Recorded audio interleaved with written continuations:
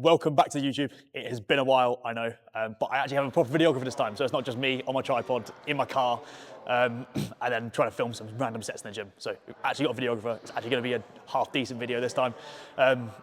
Little update, I am now 20 weeks post-show, or 20 weeks into the off-season. I'm not saying post-show anymore because it's just stupid. So I'm 20 weeks into the off-season now.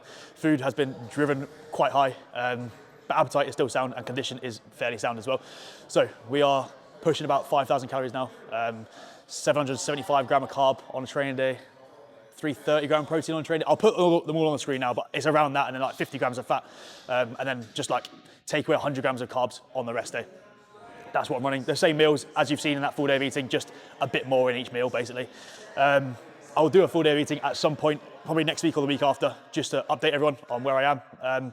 Food stayed the same this week. I'll put some check-in shots now from yesterday. It's Monday today, so I checked in yesterday. I'll put some check-in shots on the screen now of how we're looking.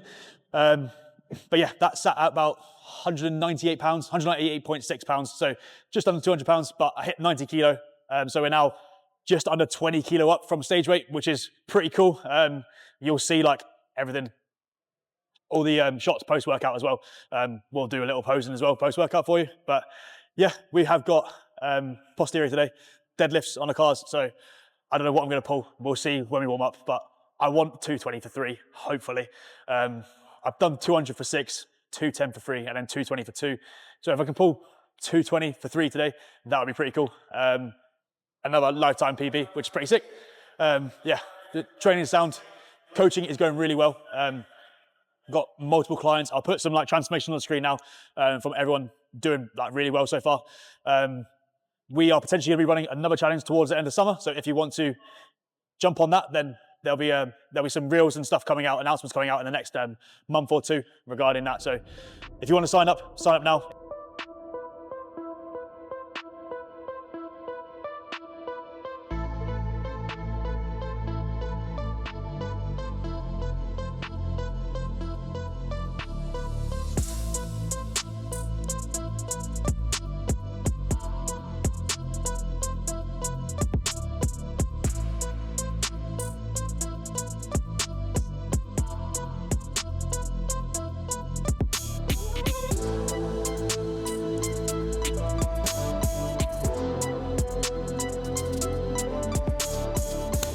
Some very skinny plates. I'm used to a lot thicker, so if the bar doesn't bend as much, which means I'm not going to pull as much, then that's why.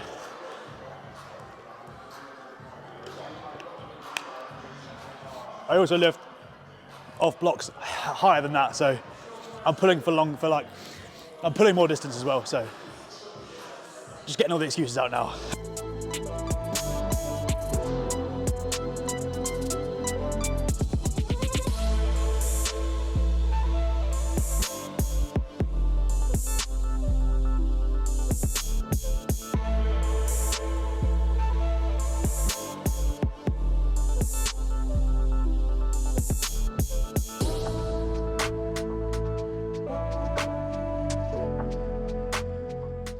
Yep, that's fucking heavy. 50 gram of carbs and 15 gram of EAAs. I would highly recommend having, especially when you're off season, having carbohydrates intra-workout. It's just gonna mean that your session's gonna be fueled the whole session. I tend to get this down before like the third exercise, just so that if I'm having it at like the last exercise, what's the point? Like I'm then gonna go and have 200 grams of Rice Krispies for my recovery, like my carbohydrates for my recovery. This is for my performance, so I want to finish it with like 2-3 exercises into this session, so that it's going to help me get through the rest of the session. It's also a good way just to get an extra 50 gram of carbs when you're pushing food quite high.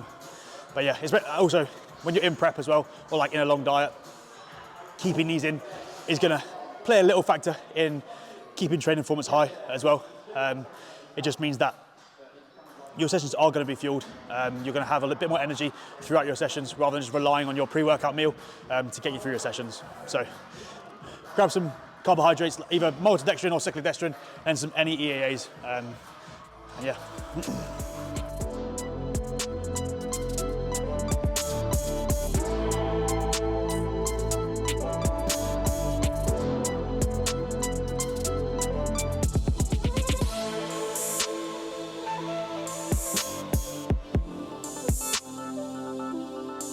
Well, that moved better than the 140, so it's a good sign.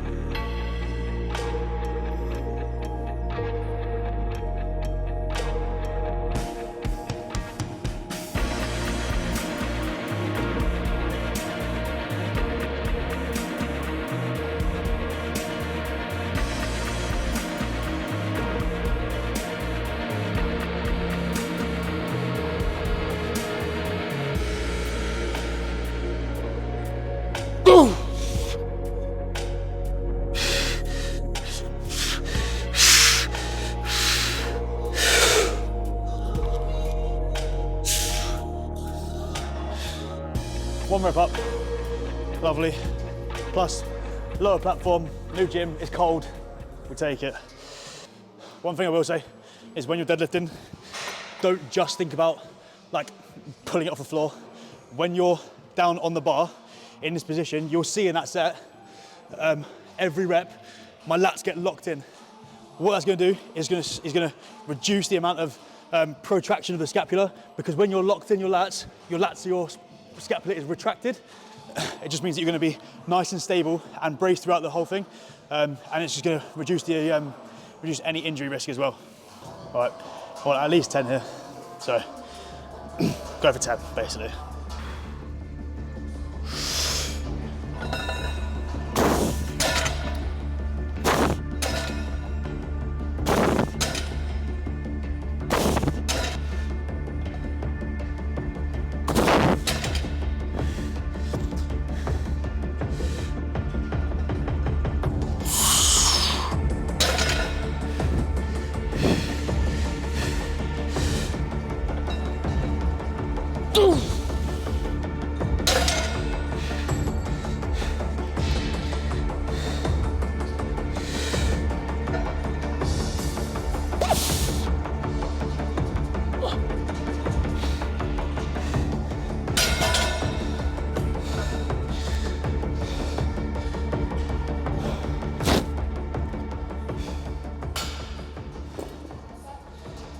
Two reps up, happy days. I've done the newer Cybex one at Ultraflex Rotherham. It's very similar to this, but that was like a year ago, and I have no idea what I did, so we're just gonna guess it and just see what happens. If it's too heavy, I will drop it. I'm not gonna just do some buddy rows, because I actually need to grow my back.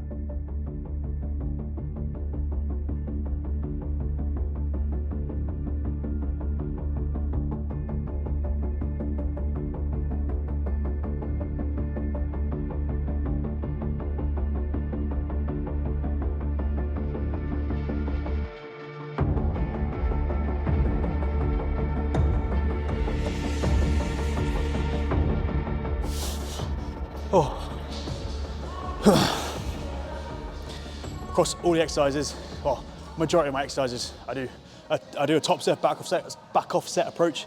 It's like the JP style training, but obviously just not as heavy as him. So do one top set, bit heavier load in a lower rep range, so like 6 to 10 reps most of the time. And then, well, not the deadlift. The deadlift was a 4 repper, but we excuse those. Then the back off set has like somewhere between 10 to 20 reps. I prefer to go higher volume on like my delts or my arms, just because I think they respond better when they like more like full of blood, a higher volume. I tend to feel I get more of a benefit from than doing like an 8 rep bicep curl as opposed to a 15 rep bicep curl. So yeah, but on back movements and heavy like chest and shoulder stuff, like a normal top set, back off set approach, 6 to 10 reps, then 10 to 15 most of the time, and I find that's what works better for me. There's no junk volume involved, basically, no like 4 sets across everything. It's just a waste of time in my opinion. So get in 2 sets, train hard, and you should be growing.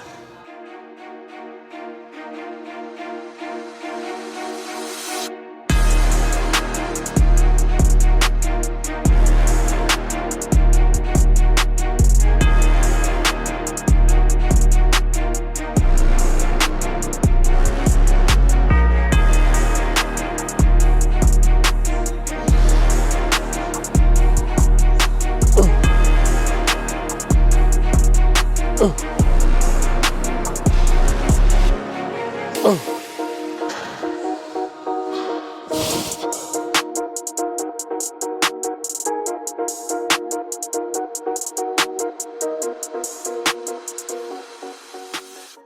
too heavy, but I'm not stopping it now.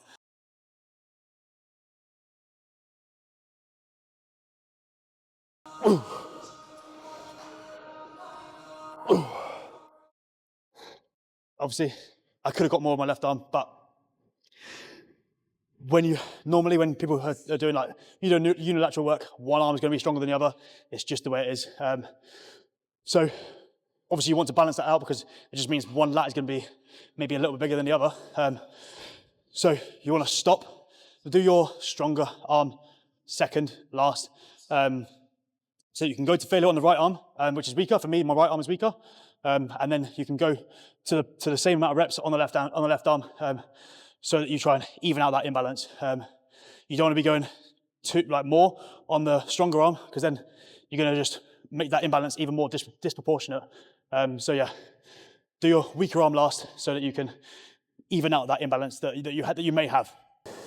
Also, stop rowing your pull downs. Actually sit up straight, don't lean back into it and row it, because then you're just going to be, if you're leaning back and just pulling it from this angle, you're just going to be using your rhomboids and traps instead of pulling down and into your lats. So if you want to grow some lats, actually sit upright when you're doing your pull downs.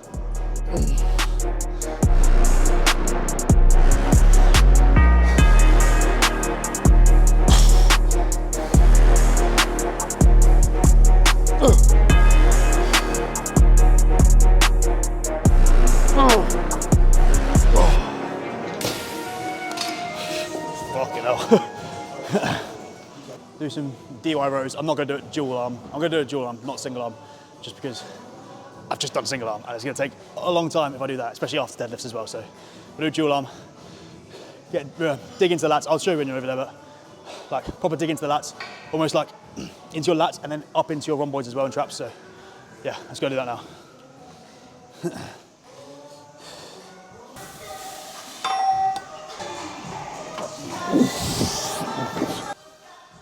Yeah, that's nice.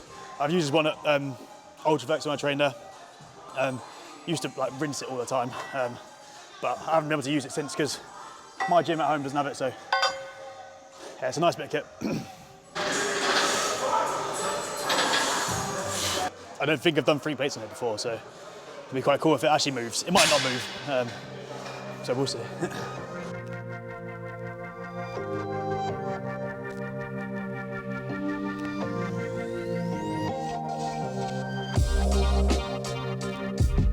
Yeah, too heavy.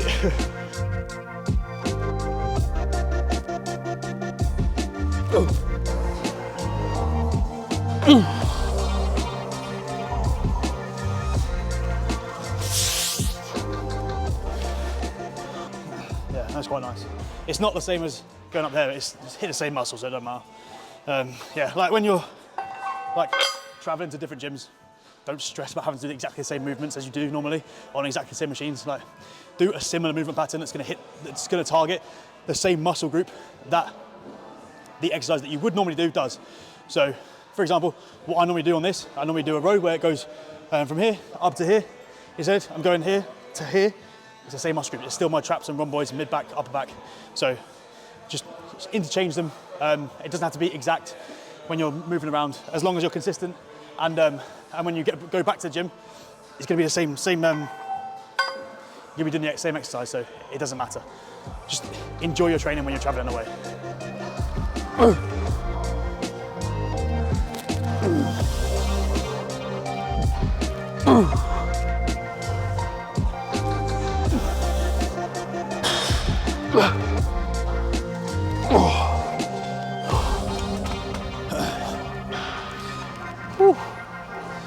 Lovely.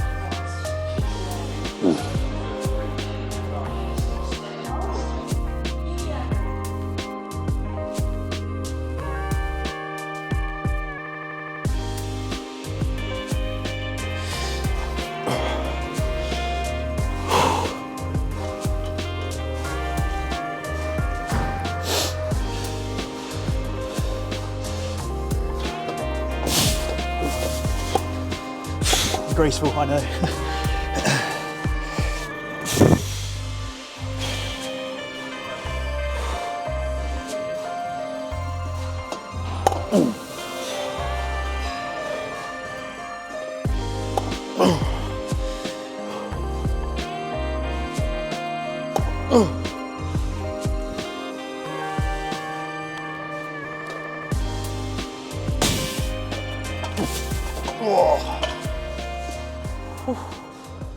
Smith machine, hip thrust in a minute. That's what I normally do at my gym. I was using the actual, like, what do you call it? Booty builder, yeah, they're like the actual hip thrust machine at my gym, but Smith machine is just so much nicer. I don't know, you have to, with the seat belt on the actual hip thrust, it's just horrible, I hate it. So we'll do it on Smith machine. Hopefully they've got like a little pad I can use so I don't bruise my pelvis.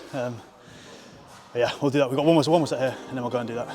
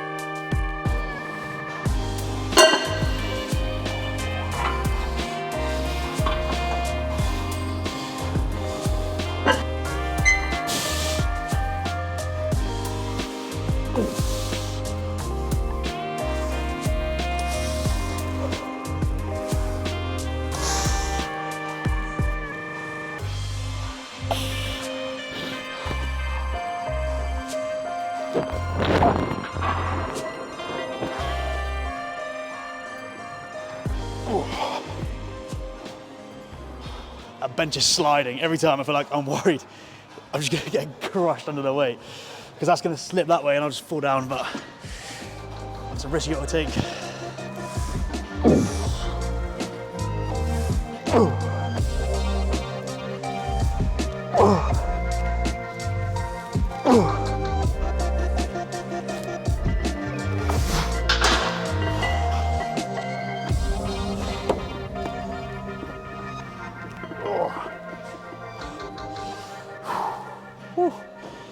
Finito.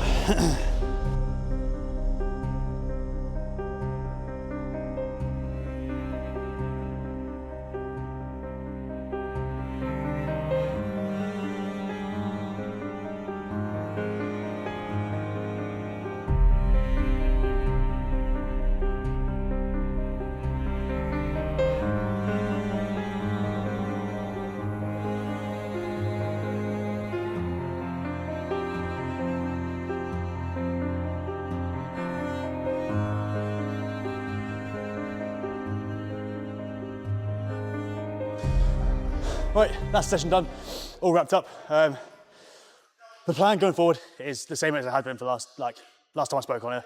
Take this year off to grow, compete again 2026, still as a junior. I don't turn 24 till February 2027, so we've still got plenty of time. The only reason I'm stepping on stage is because next year, well yeah, it's 2025 now, next year, because I do want to compete for one more time as a junior, see how I fare at the top of the age range. So we'll see how that goes. Obviously the plan is probably PCA show, PCA finals, 2 res regional and a pro qual. See where I fare. I'm not saying I'm going to turn pro next year.